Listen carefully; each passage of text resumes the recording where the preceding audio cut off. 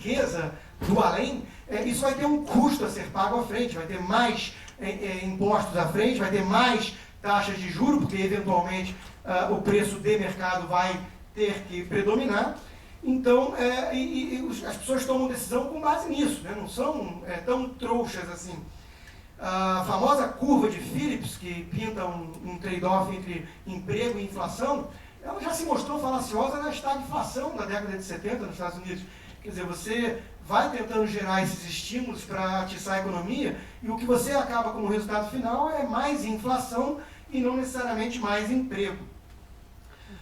O que me remete ao que Thomas Sowell, um economista de Chicago, chama dos 4 passos para o inferno, né? Isso é muito curioso, porque ele usa a expressão irônica dos ungidos, né? Que são esses que o Hayek chamava a atenção da arrogância fatal, né? E no vídeo, não sei se vocês repararam no final, toda a imprensa e os acadêmicos e os ricos foram atrás do Keynes, que ganhou no tapetão ali naquele vídeo, enquanto que as pessoas mais simples e humildes indivíduos foram falar com Hayek e parabenizá-lo.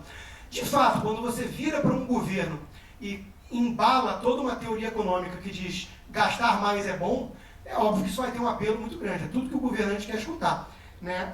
Então, esses 4 passos para o inferno que Thomas Sowell chama a atenção, primeiro, esses ungidos, leia-se o mainstream, os tecnocratas, os acadêmicos e os governantes, eles observam um problema, detectam que algo está errado, então algo deve ser feito para sair de A e chegar a B.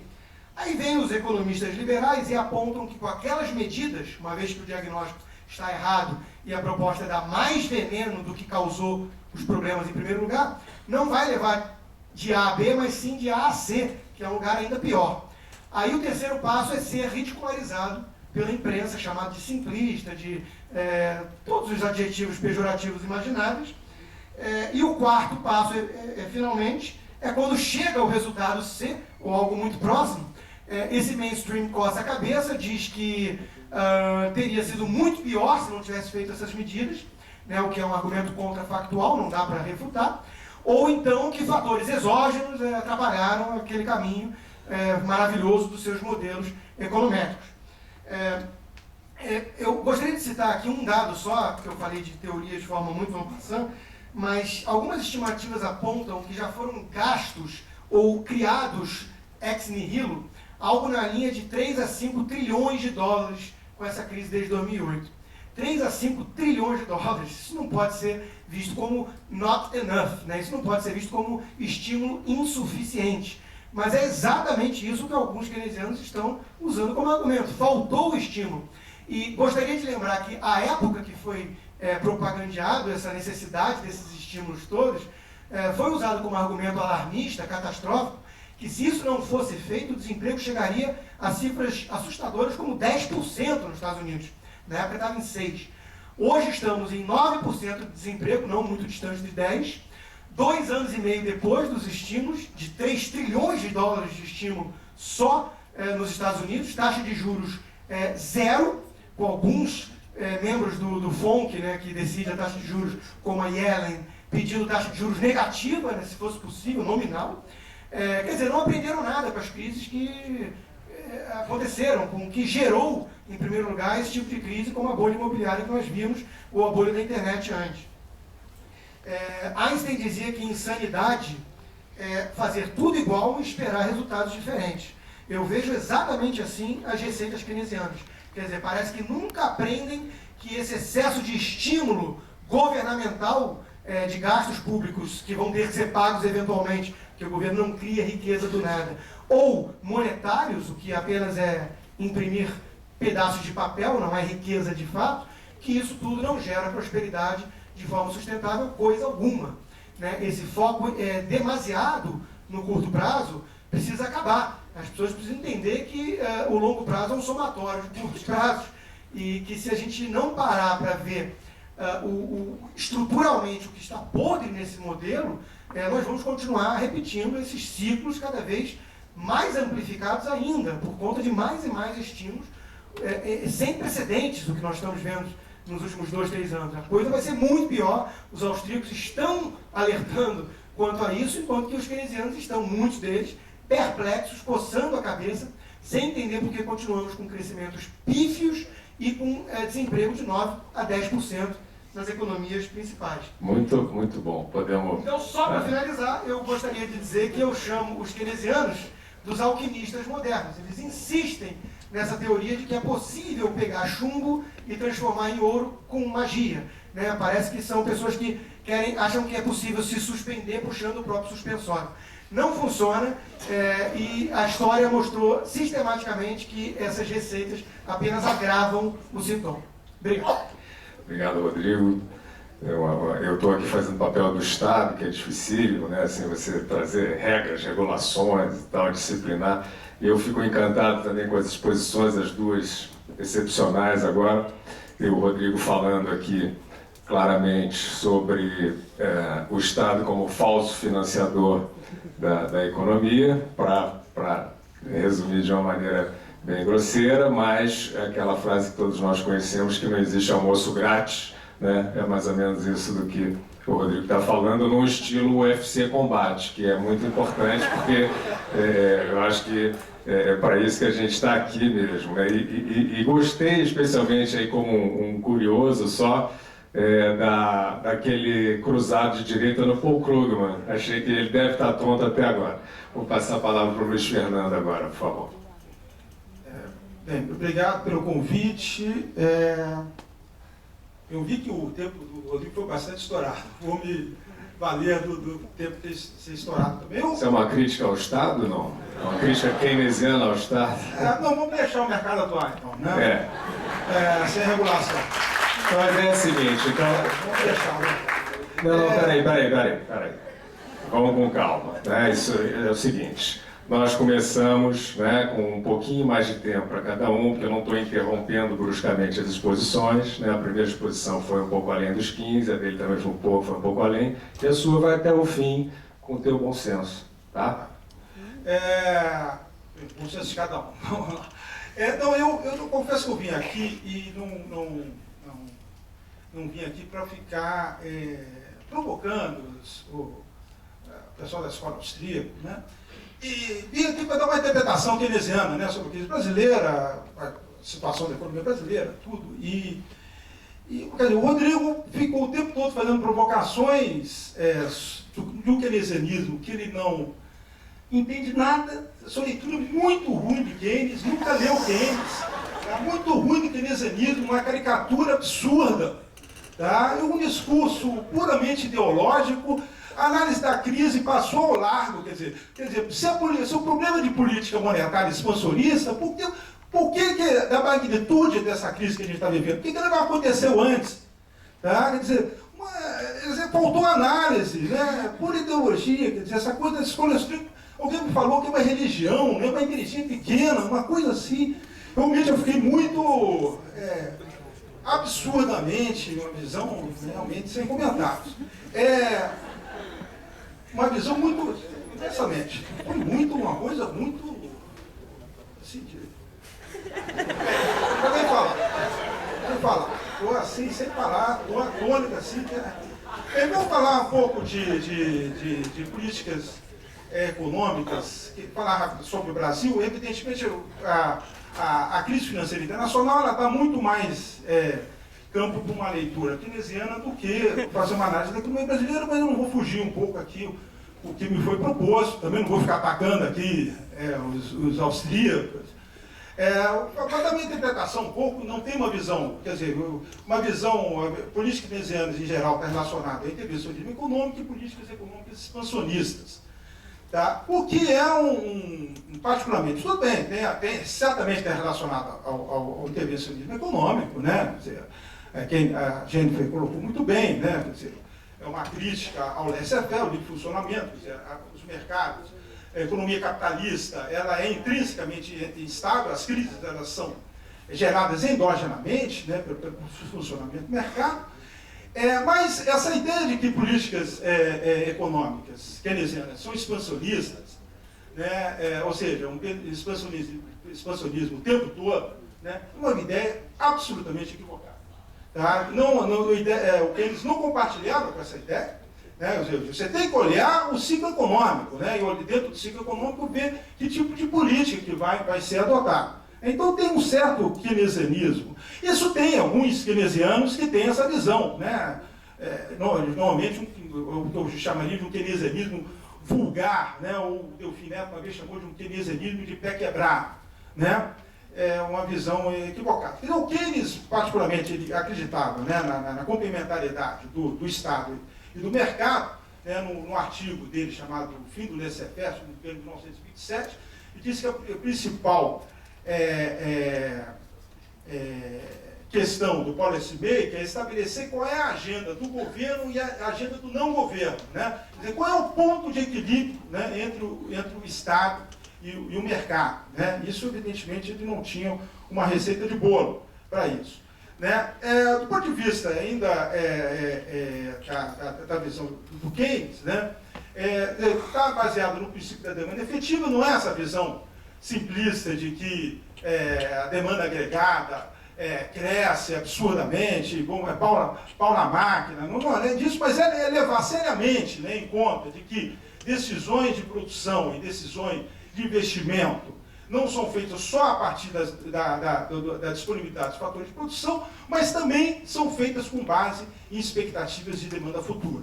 Né? Quer dizer, a decisão, né, aquele que está na introdução do livro de economia, né, de quanto produzir, o empresário está olhando também perspectiva de crescimento da economia, de crescimento da demanda da economia. Né? Não é economia como agora, né, que você tem vários sinais, né, de que nós temos uma crise internacional, né, e novo desdobramento. É evidente, né, que os empresários ficam receosos, né, com relação às suas decisões de produção e de investimento. Né, particularmente, as decisões de investimento se dão em condições de incerteza não probabilística. Isso é outro conceito importante, porque eu não vou poder aqui aprofundar isso, né, mas a ideia de que o conjunto de informações que o mercado fornece não permite o agente formar expectativas racionais, tal como na teoria novo-clássica, né? Ou seja, esse conjunto de informações necessariamente, né, as premissas vão estar faltantes relacionadas a algumas decisões de longo prazo, no qual as informações seriam insuficientes para realmente fazer expectativas com mais firmeza ou estabelecer algum grau de probabilidade da ocorrência daquele fenômeno. Isso coloca, evidentemente, uma questão de uma geração intrínseca da estabilidade do capitalismo e da falta de forças automáticas que conduzem a economia ao pleno emprego. Do ponto de vista da política econômica, né, fazendo rapidíssima introdução, eu vou usar um termo aqui do Joseph Stiglitz, né, quer dizer, a ideia de que, na realidade, a política econômica está mais voltada para a estabilidade macroeconômica do que da estabilidade puramente de preços. Né? Estabilidade macroeconômica seria um conceito mais amplo, né, de você conduzir a política econômica do ponto de vista de um crescimento econômico sustentável, compatível com estabilidade de preços e estabilidade financeira também. Tá? Como a gente colocou, a questão da estabilidade financeira é uma questão importante, extremamente problemática, né, do ponto de vista da visão de Keynes e dos keynesianos. Então, evidentemente, isso requer, né, o enfrentamento de vários trade-offs em termos de política econômica, você compatibilizar algum equilíbrio interno com o equilíbrio externo, né, equilíbrio interno em termos de sustentabilidade de dívida pública, composição de dívida pública, estabilidade de preços, e do ponto de vista do equilíbrio externo, a questão particularmente dos países em desenvolvimento, o problema da restrição externa ao crescimento, né, a chamada lei de Tyrrell, né, que diz que, provada, né, por vários trabalhos econométricos, que diz que países emergentes com uma estrutura de produção pouco diversificada, né, a elasticidade demanda das importações é maior do que a elasticidade de demanda das exportações. Né? Isso faz com que, quando a economia começa a crescer, ela começa a importar mais do que ela exporta. Isso acaba gerando intertemporalmente uma crise de balanço de pagamento no futuro. E aí o governo é obrigado a adotar políticas econômicas excessivas para colocar a economia num novo equilíbrio. Então tem várias questões do ponto de vista da política econômica, Por exemplo, a questão da política fiscal, que do ponto de vista keynesiano é visto como um instrumento poderoso, né, anticíclico, que deve ser utilizado de forma anticíclica, né, mas é completamente equivocado pensar, né, que políticas keynesianas são políticas expansionistas, fiscais expansionistas o tempo todo. O Keynes era favorável, né, ao equilíbrio fiscal de longo prazo. Tá? Até porque, para você ter adotar uma política, poder utilizar uma política fiscal anticíclica, você deve fazer, no momento de crescimento econômico, fazer superávites fiscais para que você possa ter equilíbrio temporal e possa utilizar a política fiscal de forma contracíclica. O que eles faziam uma divisão entre o orçamento ordinário, que são os gastos de custeio, funcionários, e o orçamento de capital. E dizia que o orçamento de capital podia estar deficitário, mas o orçamento ordinário deveria estar sempre superavitário. Então, tem uma série de questões aí relacionadas à política econômica que eu não vou poder aqui falar. Falar um pouco sobre o Brasil. Quer dizer, o Brasil, pós 99, com o fim do Plano Real, ele adotou um regime de política macroeconômica bastante inspirado no chamado Novo Consenso Macroeconômico, que é a adoção de um regime de campo flutuante, um regime de metas de inflação e conjugado a isso, meta de superávit fiscal primário. O objetivo principal, a ideia aqui é que o câmbio flutuante ele acomoda os choques externos, então o câmbio vai acomodar os choques externos, e a taxa, a política monetária e a política fiscal deve estar induzida com o objetivo principal, que é o objetivo de estabilidade de preços. Então a política econômica não deve ser utilizada para o objetivo de crescimento do produto e do emprego. Do ponto de vista keynesiano, tem uma série de problemas com relação a esse tipo de amarração institucional. Foi o que tem vigorado no Brasil, com algumas, não ao pé da letra, e isso, como a gente fez alguma referência, você tem o fato de que esse regime de política macroeconômica no Brasil, ele foi realizado num contexto de crescente liberalização financeira que ocorreu no início dos anos 90, ao longo dos anos 90, que fez com que se removesse todos os controles de capitais do Brasil, e levando aquilo que o Gustavo Franco chegou a dizer. A gente tem no início dos anos 2000 uma situação de conversibilidade de facto, conversibilidade da conta de capital de facto. Isso é um elemento crucial, porque significa um processo que a literatura tem mostrado, as dificuldades de superar políticas macroeconômicas de forma autônoma num contexto de integração financeira no qual você tem plena liberdade dos fluxos de capitais. Eu gostaria de chamar a atenção só o fato de que não existe, a gente tem muito essa ideia, de que esse é o regime de política macroeconômica, mas gostaria de chamar a atenção o fato de que vários outros países emergentes e países desenvolvidos não utilizam esse regime de política macroeconômica. Eu vou citar, por exemplo, o caso da Índia e da China, que são países que utilizam uma conversibilidade parcial da conta capital, não utilizam o regime de metas de inflação e adotam um regime de câmbio um pouco mais fixo no caso da China, no caso da Índia, um câmbio administrado. Com performances econômicas dos anos 90 muito melhores do que a performance econômica brasileira. A economia brasileira, falando um pouco mais, ela tem um período de estabilidade macro de 99 e 2003, que nós passamos por uma série de choques externos, a taxa de crescimento média foi de 1,9, seguida de valorização cambial, elevações das taxas de juros, e a partir de 2004, puxado pelo boom de commodities, nós passamos a ter uma retomada do crescimento econômico, no caso de 2009, nós tivemos aí os efeitos da crise financeira internacional, e puxado por commodities e também pelo forte crescimento do crédito bancário, que cresceu de 23%, o piso de 23% do PIB em maio de 2003, alcançando mais de 40% em 2008.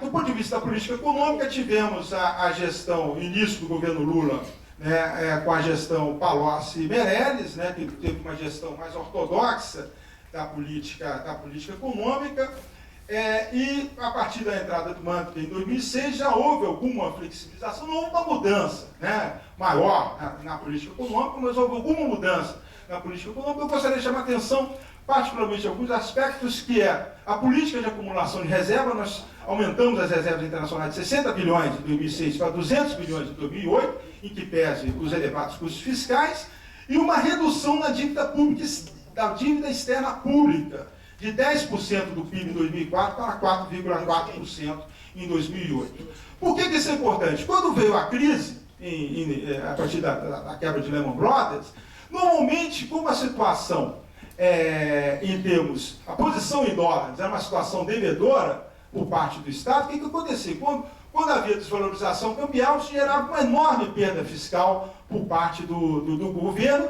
e o governo era obrigado a elevar a taxa de juros, elevar a superávit fiscal, justamente no momento de crise que você tem que fazer políticas contracíclicas.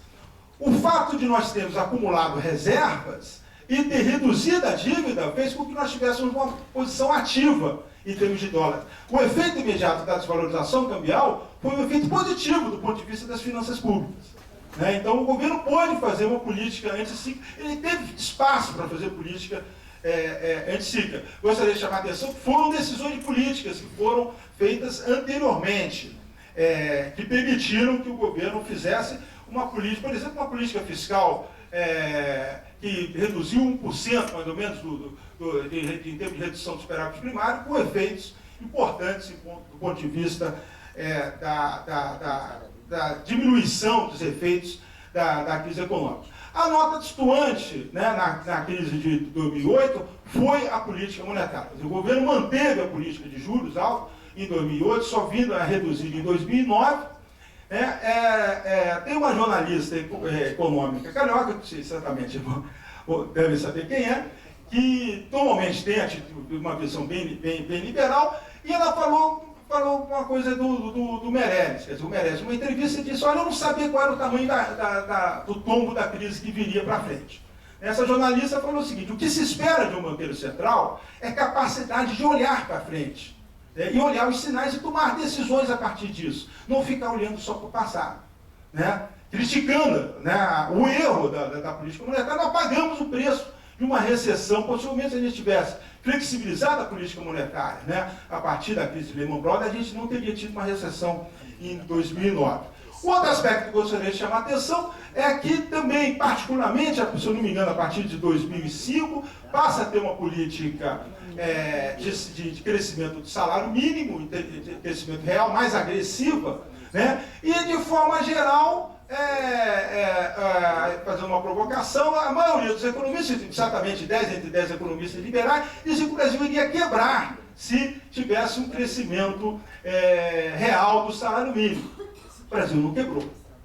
E teve essa política de crescimento do salário mínimo, dados seus efeitos, de piso de salário para os demais salários, dado o seu peso sobre as transferências previdenciárias, teve e tem tido enormes efeitos distributivos, positivos, em termos de renda no Brasil.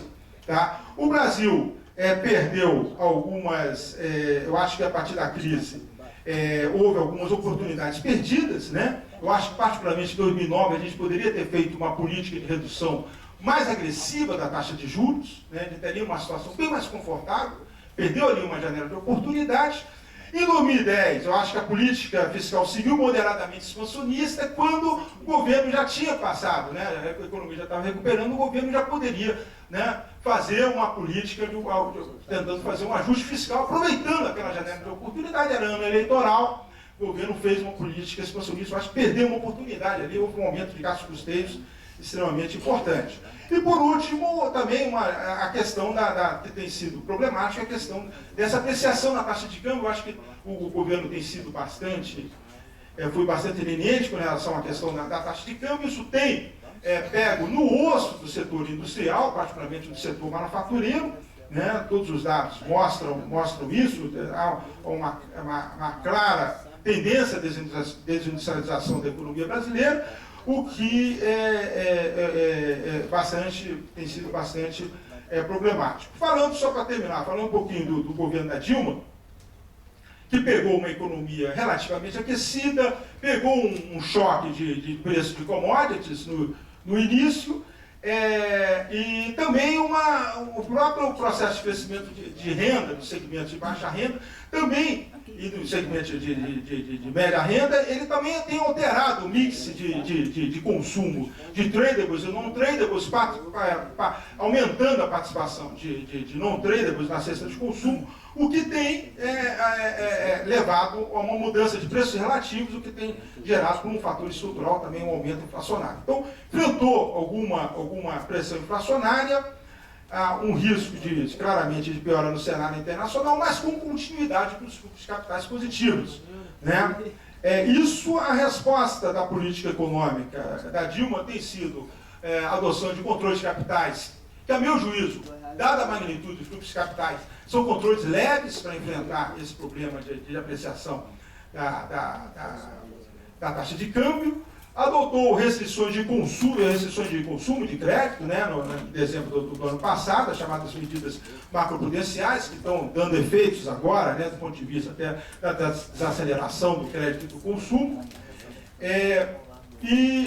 Mais recentemente, adotou uma política de redução de taxa de juros, né, você tem aí de 12,5% para 1,5%, né, olhando, né, aí sim, olhando para frente, seja do ponto de vista dos sinais de desaceleração da economia brasileira, seja do ponto de vista dos sinais de desaceleração da economia mundial, eu acho que o governo tomou uma atitude acertada. Manteve o compromisso, manteve o compromisso com os superávites fiscais primários, aí, da ordem de 3% em 2011 e 2012. Só para terminar, quer dizer, eu acho que, eu não vejo a política econômica da Dilma mil maravilhas. Eu acho que tem problemas, nós temos vários problemas aí para enfrentar. Né? Um problema que eu gostaria de chamar, dois problemas só para terminar, que eu acho que são cruciais. Né? O primeiro é que tem que fazer uma reforma no sistema financeiro. E eu estou falando por reforma duas coisas. O governo tem que aproveitar a queda da taxa de juros, né, e fazer uma mudança no perfil da dívida pública. Depois eu posso falar um pouquinho mais sobre isso. Né? Ou seja, tem que aproveitar a janela de oportunidade e acabar com um título de dívida pública indexado à taxa Selic, que é uma jabuticaba, uma anomalia, com vários problemas na condução da política monetária e no desenvolvimento do mercado de capitais no Brasil. Tem que investir na remuneração da poupança, isso vai dar um peso para reduzir a taxa de juros. É uma questão extremamente impopular, mas que tem que ser enfrentada. E por último, só para terminar, é a questão a gente está com a taxa de investimento, né, que no Brasil é muito baixa para a gente ter um crescimento econômico maior, da ordem de 5%, mais de 5%, estava, por exemplo, 16,3% no início de 2009, foi para 19,4% no terceiro trimestre de 2010, e agora no segundo trimestre de 2011 já caiu para 17,8%, e há sinais de que a taxa de investimento está caindo. Então, eu acho que a questão da redução da taxa de juros, né, uma reversão na apreciação na taxa de câmbio, aí com a introdução de controles de capitais mais efetivos e uma retomada dos investimentos públicos vai ser fundamental para a gente ter uma taxa de investimento maior e um crescimento econômico mais robusto. Obrigado. Muito bem, professor Luiz Fernando de Paulo, que veio, inclusive, com uma proposta de política econômica, falando já do Brasil. Falou também, né, sobre o keynesianismo, não necessariamente como uma proposta sempre expansionista em relação à questão fiscal, e vestiu a camisa e iniciou a sua exposição de uma maneira bastante contundente. Eu só queria dizer que, enfim, aí é uma opinião minha, né? São todos os palestrantes altamente respeitáveis e todos têm autoridade para expor o que estão expondo, né? Então vamos ficar no debate das ideias e vou passar agora a palavra ao Roberto Castelo Branco. Obrigado, Guilherme. Boa noite a todos. Eu fico feliz em vir esse evento dos alunos do IBMEC. Eu fui diretor do IBMEC há muitos anos atrás. Parabenizo em especial a Virgínia e aos componentes do centro acadêmico. Eu, como último a falar, eu fico na posição do 7º marido da Elizabeth Taylor na sua noite de núpcias. Todo mundo já é sabido que todos esperam de mim. O meu grande desafio é fazer alguma coisa diferente. Eu não sou da escola austríaca, nem profundo conhecedor de Hayek. Eu tive o privilégio, a felicidade de ter minha educação, tanto na Fundação Getúlio Vargas como na na Universidade de Chicago, baseado nos conhecimentos da Escola de Chicago, quando nos anos 70 se processava uma grande revolução na teoria econômica. E nós temos vários pontos de convergência com os membros da escola austríaca. Foi fundada pelo Karl Menger, que era professor da Universidade de Viena no final do século XIX, teve com seus mais ilustres seguidores Ludwig von Mises e o Hayek, que foi o primeiro economista a favor das ideias de mercado a ganhar o Prêmio Nobel em Economia em 1974, mas temos algumas divergências também no que diz respeito à teoria monetária, aos ciclos econômicos, à macroeconomia, e principalmente, e aí temos uma discordância não só com os Hayekianos, também com os keynesianos. Em Chicago, a teoria econômica tem que ser necessariamente fundamentada em evidência empírica. Eu vejo várias afirmações que não encontram apoio no mundo real. Eu, quando era criança, era um grande fã, era um leitor ávido dos aventuras de Sherlock Holmes. E Sherlock Holmes era um técnico forense. Se vivesse no mundo de hoje, provavelmente teria migrado para os Estados Unidos e ficado muito rico com a sua técnica refinada. E ele dizia: "It's a capital mistake to theorize if one has no data." Toda teoria ela tem que ter proposições que sejam testáveis empiricamente e suportadas pela evidência empírica. Outro ponto importante nas ideias de Chicago é a teoria do capital humano, a importância do capital humano para o crescimento econômico. E, finalmente, o uso da teoria econômica para analisar problemas que não são vistos normalmente como problemas econômicos, como o vício, o crime, o casamento. E eu fico feliz aqui de ter um debate sobre economia numa escola de relações internacionais, promovida por alunos de relações internacionais. Isso mostra que os caminhos seguidos pela Universidade de Chicago, nesse caso específico, uma revolução promovida por Gary Becker, foi na direção certa. Bom, entre muitas coisas que foram faladas aqui, embora tenha algumas divergências, o Rodrigo é mais da escola austríaca, então temos algumas divergências em metodologia, algumas questões, mas eu concordo plenamente com ele quando ele atacou o Paul Krugman. Paul Krugman hoje se apresenta como grande expoente do keynesianismo e realmente serve motivo de piada. Quando ele fala dos animal spirits keynesianos, os espíritos animais, que diabo é isso? O que são esses espíritos animais? É uma coisa muito vaga. Na realidade, um ponto fundamental, uma questão muito importante para se tomar uma decisão de investimento, eu digo isso porque não só eu participei da academia no passado, mas como vivo no mercado de trabalho há muitos anos, é a expectativa de um ambiente econômico estável ao longo do tempo. E o keynesianismo, ao achar que os mercados são naturalmente instáveis e é necessária a intervenção do Estado na economia, criam incerteza e criam condições contrárias ao investimento. A Jennifer falou, e os keynesianos acreditam piamente nisso, que atrás do emprego está o Estado. E aí vem a chamada ideia do multiplicador keynesiano, tão querido dos keynesianos. A Christina Homer, que era uma figura influente no time Obama, disse que para cada dólar que o governo americano ia gastar, ia se gerar 1,6 dólares de produto. Recentemente, o secretário de Agricultura dos Estados Unidos foi mais além. Para cada dólar se gera $1,80 de produto real. Bom, isso não se sustenta nem do ponto de vista teórico, nem empírico. Do ponto de vista teórico, isso significa, como o Rodrigo falou, mágica. Quer dizer, o governo cria alguma coisa do nada, os mercados não reagem. O fato do governo gastar mais hoje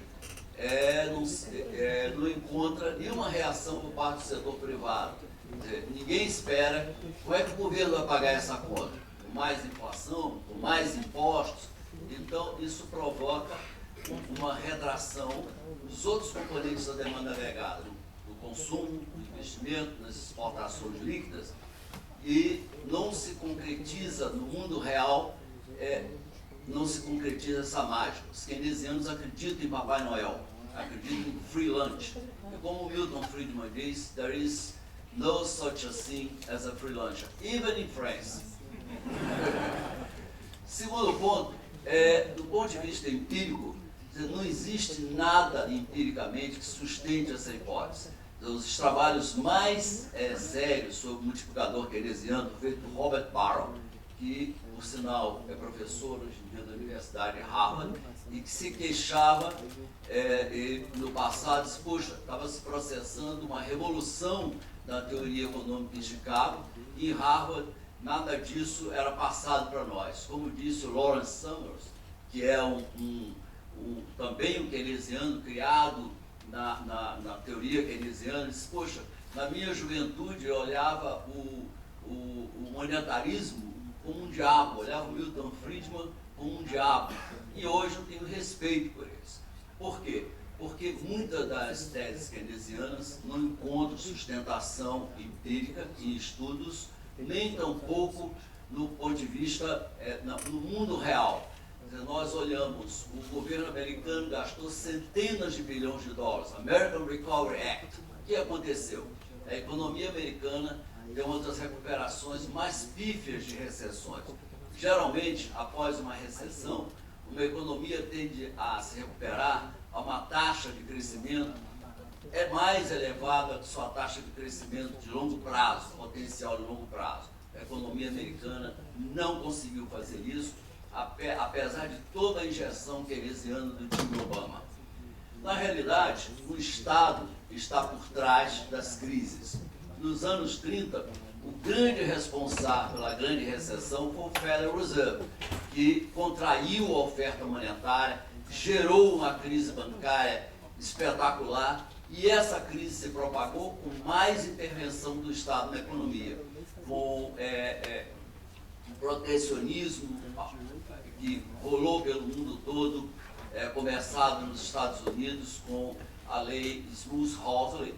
E, além disso, quando a crise bancária acabou em 1933, nós temos aí uma outra característica dessa crise.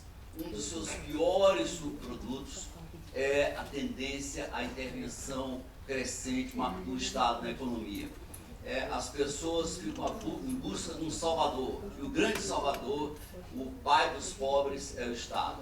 E aí nos Estados Unidos veio Franklin Delano Roosevelt, que foi uma grande ameaça à economia americana, com seu New Deal perseguindo, atacando os mais ricos, afastando investimentos, estimulando os sindicatos radicais, criando controles de toda a natureza, procurando asfixiar o setor privado. E, em função disso, a economia americana só foi salva pela guerra, em 1941, quando o seu produto estava 30% abaixo da tendência de longo prazo. No Brasil, o grande salvador foi Getúlio Vargas, e o Getúlio Vargas provocou enormes danos à economia brasileira, seja no mercado de capitais, criou as preferenciais, ações preferenciais, permitindo que uma pequena parcela do capital, um grupo controlasse uma empresa, criou a lei das falências concordadas, criando um viés pró-devedor, que no final das contas acabou por restringir o crédito ao setor privado no Brasil durante muitos e muitos anos. Criou uma consolidação de leis de trabalho de inspiração fascista, sob o manto de ser outro salvador da pátria. O que aconteceu nos Estados Unidos que gerou toda essa crise financeira? Na origem disso está o Estado, o populismo dos governos Clinton e Bush. Por que isso? Se nós olharmos para a taxa de desemprego nos Estados Unidos, nós vemos que até a recessão de 91, o tempo se recuperava, em média, os empregos perdidos numa recessão eram recuperados em cerca de 8 anos e meio. A partir daí, esse tempo de recuperação se estendeu enormemente.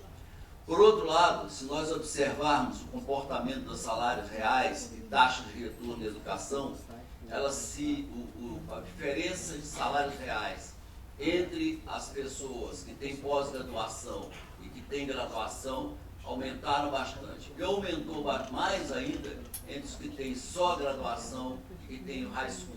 E assim por diante. A taxa de retorno da educação aumentou muito. Por quê?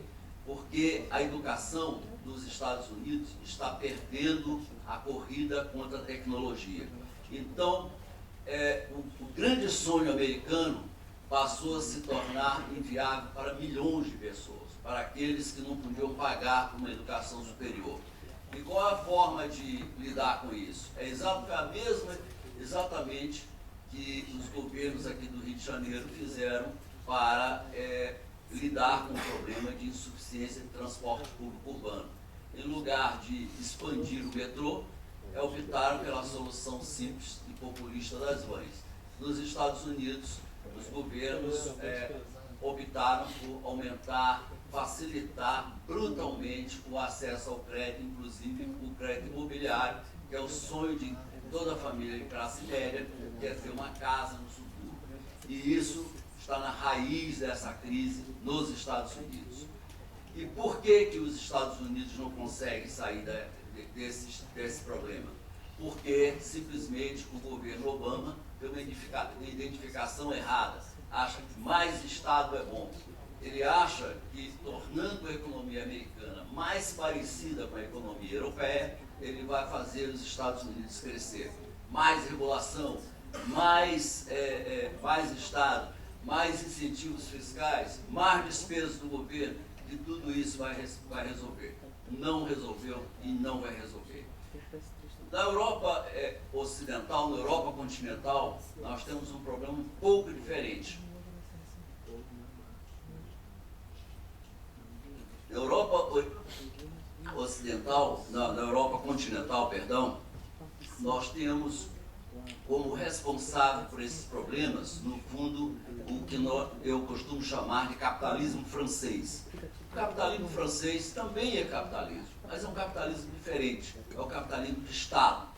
É o capitalismo que cria privilégios especiais. Você tem mercados duais de trabalho. Num, você tem todos os benefícios, trabalha-se poucas horas por dia, férias longas, aposentadorias precoces, enquanto o chinês está tentando descobrir uma maneira de trabalhar 35 horas por dia, o francês fica enormemente aborrecido de ter que trabalhar 35 horas por semana. Um Estado grande, o Banque de France, por exemplo, não tem as funções de bancos, não tem as funções plenas de um banco central. Quem faz a política monetária é o Banco Central Europeu, não o Banque de France. O Banque de France tem 14 mil funcionários. O Banco Central do Brasil, que é um banco com funções plenas de Banco Central, tem muito menos do que isso, tem 2 mil funcionários no máximo. A criação de campeões nacionais, outro privilégio especial, enriquecer um pequeno grupo de pessoas às custas do resto da sociedade. Estimular os chamados espíritos animais keynesianos, à custa de subsídio, crédito subsidiado, barreiras à competição, então inibindo a liberdade de escolha. O resultado disso é essa recessão, essa crise. É claro que se você é filho de uma família rica, se você tem uma grande herança como os franceses, em termos de capital físico e capital humano, você pode viver, passar o resto da vida trabalhando muito pouco ou até nem trabalhando. Mas se você é filho de uma família pobre, você vai se ferrar. Se você não trabalhar, vai se ferrar. Isso acontece com os portugueses e os gregos. Eles não são filhos de família rica, são os filhos de família pobre. O que está salvando eles é que eles têm uma tia rica, a Angela Merkel, que está dando lá muito relutantemente, está dando um dinheirinho para eles. Mas eles têm que se ajustar. A solução para eles é trabalhar mais, reduzir gasto do governo, reduzir o Estado, privatizar a empresa. Aí sim eles vão recuperar a saúde. Se fala assim, foi a liberalização financeira, isso não encontra sustentação no mundo real. Por exemplo, ao longo dos últimos 10 anos, a Itália encolheu. O produto real per capita da Itália caiu. A Itália cada vez mais está diminuindo. A Itália é a Argentina da Europa. A Itália é um país onde tudo isso que eu falei, altos impostos, grande intervenção do Estado na economia, tão ao gosto dos keynesianos, está lá. E o resultado é estagnação a longo prazo. E isso nós vamos ver.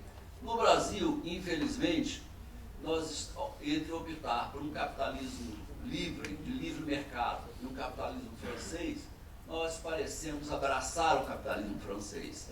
A relutância em privatizar certos setores, como a infraestrutura. Uma das fraquezas do Brasil no processo de crescimento econômico a longo prazo é exatamente a falta de infraestrutura física, a deficiência. Isso vai de portos, aeroportos, estradas e até a infraestrutura mais moderna, o acesso à internet, que é extremamente lento e caro no Brasil. Nada disso é atacado pelo governo que insiste em controlar a infraestrutura. Outra questão importante é a questão tributária. Nós somos um país com altos impostos. A carga tributária é muito elevada. Existe o simples fato de pagar impostos é extremamente oneroso. É caro pagar impostos, porque você tem que ter uma estrutura muito pesada para simplesmente cumprir com as leis e as regulações. E, além disso, dentro de um ambiente que muda com certa frequência. O resultado disso é um grande setor informal da economia, de baixa produtividade, que contribui para que o crescimento seja lento ao longo do tempo. Então, nós temos que atacar no Brasil essas questões, nos ver livre desse peso keynesiano, dessa mão forte do Estado sobre a economia, deixar que a economia se libere. Nós temos a economia crescendo exatamente porque nós criamos algumas fundações saudáveis, como foi o tripé atacado pelo Luiz Fernando de Paula, um regime de taxa de câmbio flexível, para que não só os choques sejam melhor absorvidos, como também você tenha melhor alocação de recursos na economia, então você tenha ganhos de produtividade. E no longo prazo, que diferencia o crescimento econômico é a produtividade. A evidência empírica mostra que países que têm taxa de câmbio flexível tendem a crescer mais rapidamente que países que têm taxas de câmbio fixas ou ligadas a outra moeda. Um trabalho bastante recente feito pelo Sebastian Edwards, da University of California, Los Angeles, mostra claramente isso para uma série de países da América Latina e no Sudeste Asiático. A raiz das crises econômicas na América Latina, no Brasil, na Argentina, no Chile, no México, foi exatamente a tentativa de manipular a taxa de câmbio. Não, a taxa de câmbio está muito apreciada, então o governo tem que ser mais ativo, tem que ser proativo nessas questões.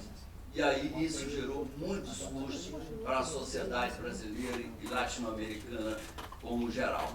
Então, eu acho sinceramente que o keynesianismo, infelizmente, tem muita popularidade, até mesmo porque qual é o político que não gosta de expandir gastos? Todos gostam, porque é maximização de poder. Quanto mais gastos eu tiver sob meu controle, mais poder eu vou ter de empregar pessoas, fazer favores a empresários. Então, infelizmente, nós temos essa história do capitalismo de Estado. E é muito ruim se ver a volta ao passado de muitas políticas que claramente deram errado. Foi essa política de Estado grande, de criar benefícios especiais para determinados setores. Tudo isso, se nós olharmos um pouco para o passado, não muito distante, nós vamos ver que deu tudo errado. Controle de preços, controle de salário, não se cria crescimento econômico aumentando o salário mínimo. Se cria crescimento econômico com educação, com estímulos à produtividade, com investimentos, dando os incentivos adequados, corretos, para que as pessoas